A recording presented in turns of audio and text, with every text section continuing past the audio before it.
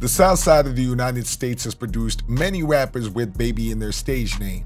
Bryan Birdman Williams from Louisiana is the co-founder and face of Cash Money Records and is known as Baby. DaBaby from North Carolina more or less owned mainstream rap in 2019, and Bhad Bhabie from Florida went from an episode of Dr. Phil to rap fame. In 2020, all eyes are now on 25-year-old Lil Baby from Atlanta, crushing it with his platinum-certified sophomore album, My Turn. This is his second million seller in a row, the follow-up album to his 2018 debut, Harder Than Ever. So if you're wondering how to rap like Lil Baby on My Turn, you have come to the right place. Now, before we begin to teach you the ins and outs of how to rap like Lil Baby on My Turn, be sure to subscribe to this channel with notifications because we drop weekly videos on how to produce music like your favorite artists from every style of rap. And if you yourself are an up-and-coming rapper, be sure to check out our free video course, The Top 20 Songwriting Secrets of Professional Rappers, to get 20 cutting-edge insights on transitioning to a full-time rap career. You can get that by visiting the first link in the video description box below. Now, Lil Baby is having no trouble at all doing it big on behalf of the Quality Control label roster that gave us Migos, Lil Yachty, Stefflon Don, and City Girls. His name may be Lil Baby, but he's a grown man when it comes to swinging Grand Slam hits all the way out of the stadium of rap, and My Turn is no exception. Lil Baby proved that it was indeed his turn to be acknowledged in the same popularity contest as the star-studded artists that showed up on the album. My Turn has Lil Baby rapping side to side with Lil Wayne, Young Thug, Future, Lil Uzi Vert, and his partner in rhyme, Gunna. Now, Lil Baby has explained to Rolling Stone just how important Gunna's influence has been to his success in the booth. He gave me a lot of insights on how to rap when I started. The basics, he helped me a lot. When I say basics, I mean the real deal. How to record, you gotta go back and do your ad-libs. The simplest thing, of course, how to save a song and send it to my phone. As a rapper looking to scale up your recognition to a higher level, why is it your turn to pay attention to My Turn? As far as success is concerned, Lil Baby has made the album of the year to beat so far. When My Turn was released on February 28, 2020, its first 4 weeks on the Billboard 200 charts were spent looking down at everyone else on the list, sitting at the #1 top spot. Now, My Turn also enjoyed a total of 5 non-consecutive times at #1, more than any other artist at that point in 2020. But that's not all. My Turn has also claimed the most weeks at #1 for a Capitol Records artist since the Beatles' Greatest Hits compilation titled One spent 8 non-consecutive weeks on top from December 2000 to February 2001. But if that wasn't enough, Lil Baby's second studio release also has become the longest leading album that the Quality Control music machine has put out. Yes, My Turn has made a major impact in the music industry. Now let's dig into the bar structure, flow, melody, and vocals that Lil Baby applied to some of the biggest songs from his fully loaded 20-track album, My Turn. Lil Baby's leadoff single from My Turn was none other than WOAH, released over 3 months before the album. The way that Lil Baby structures his rhymes on WOAH are in his often used question and answer flow. This is when he makes a statement, maybe from the point of view of somebody doubting him, and then he follows that up with his answer. So he'll say, big house, then he'll tell you just how big by saying, I could really be bragging. Not just any big house, but the massive mansion that is worth showing off about. Then he jumps from real estate to the jewelry in his mouth. 100,000 in my mouth, like what's happening? He is telling you that the jewels in his mouth are so expensive that they raise questions like, man, how did you get all that? Then he makes a quick clarification, not the big cheap teeth, that's embarrassing. So as you can see, he presents a question somebody could be asking him and addresses it with an explanation, like the punchline to a comedian's joke that grabs your attention.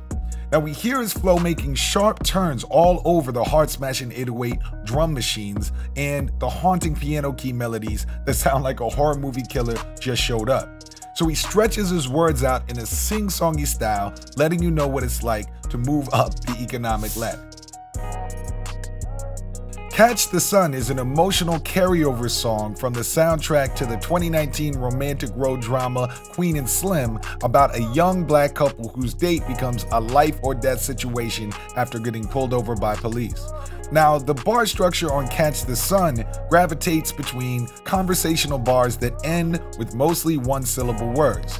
He hits us with two 16-bar verses, each followed by a lengthy 12-bar chorus made up of 6 lines repeated. Now, this is Lil Baby's storytelling, recasting the main characters from Queen and Slim as himself and a loyal girlfriend. He writes about the fictional couple as being in his shoes instead of standing in theirs. His street hustling to rap career financial transition fuels the fire between his fears of police potentially putting his life in danger with lines like the section that starts, "We can never let him break our minds." Now, the flow that Lil Baby puts to work on here puts an emphasis on the last word of his rhyming lines. So his sentences sound like they're strung together swiftly until he finally reaches the exclamation point at the end, making his point stand out. Lil Baby vocally moves up and down with the melody of this somber, tearjerker, smoothed out, Hit Boy produced track. And Lil Baby is not trying to out-sing anyone here. He wants you to feel the confessions of a young black man feeling the walls of racism closing in on him. Now listen closely to Lil Baby's voice on Catch the Sun. He sounds like a young man exhausted from being on the run, just like Slim from the film. His voice cracks unapologetically, as if he's been up since the sun rose and set 2 days before. Some words aren't completely enunciated, adding to this effect. It is the inclusion of these vocal imperfections that add to the honesty of a song about racial profiling. Over the soul sounds of the piano chords and the 1980s late-night synthesizers, Lil Baby builds a wall of words with bouncy, full speed ahead acceleration on Something to Prove. In the middle of the song, when the drums drop out, he places delays in the center of his bars so that you can focus on what he is saying even more clearly. Notice how Lil Baby is able to move from this relaxed approach to sudden, lengthy, run-on sentences with a turbo flow, shaking your eardrums awake before you can get too comfortable. The melody sounds like a dramatic rainy day drenching all of your outdoor plans. Now, his voice matches that with a little bit of a hazy, just woke up with a hangover sound to it. It actually makes the complexity of his vocabulary appear that much more effortless. Now, with the third single from My Turn, Emotionally Scarred, he gives us another glimpse behind the hardcore curtains of Lil Baby like he gave us on Catch the Sun. Even with all his glossy luxury, he lets his guard down enough to let us know that his heart can be injured just like anyone else's when you look at sections like A Love Letter Came Through the Mail and those bars. Now, the flow is a little bit more aggressive, pushing pain through his voice like the feeling of ripping a band-aid off of open flesh.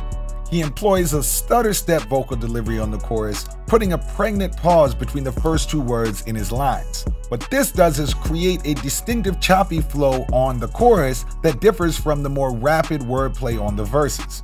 Now, the melody has a unique flute, adding a softer contrast to the hard drums and keys for him to wrap his words around. Emotionally Scarred also shows that his storytelling skills can translate into a gold-selling single, adding in a more complex view of this rising star. Now, I want to see you in the comments. What is your favorite song on My Turn that is not a single? Maybe we can find some gems for people who haven't listened to the full album. I love seeing the comments. And of course, if you're an up-and-coming rapper, be sure to check out the top 20 songwriting secrets of full-time rappers, that free video course, the first link in the video description box below. But I'll see you in the comment. What is your favorite song on My Turn that is not a single? Thanks for watching. I've been your host, Drew Morrissey. Peace.